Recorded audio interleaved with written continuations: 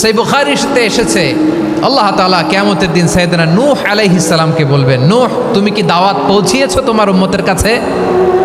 নূহ আলাইহিস সালাম বলবেন, হ্যাঁ আমি পৌঁছিয়েছি।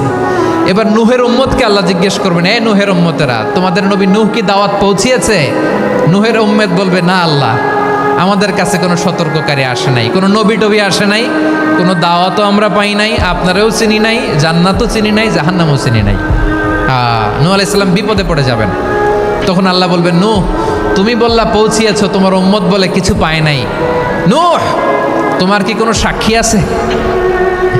তোমার কথা আর তোমার উম্মতের কথা তো মিলে না।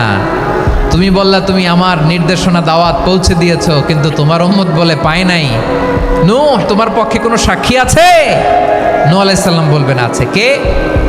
উম্মতে মুহাম্মাদি। তখন আমরা বলবো, আল্লাহ নবী নূহ আলাইহিস সালাম তিনি আপনি যা যা বলেছেন ঠিক তা তার উম্মতের কাছে পৌঁছে দিয়েছে। এবার নূহের উম্মতের সাথে আমাদের ঝগড়া লাগবে। তারা বলবে, তোমরা আসছো আমাদের হাজার হাজার বছর পরে, তোমরা কি করে জানলা? তোমাদের সাক্ষী ধর্তব্য হবে না? আমরা তখন বলবো, আমাদের কোরআনে তোমাদের নবীর নামে আল্লাহ তাআলা একটা সূরা নাজিল করেছেন, সূরাতে নূহ। আওয়াজ করে পড়া।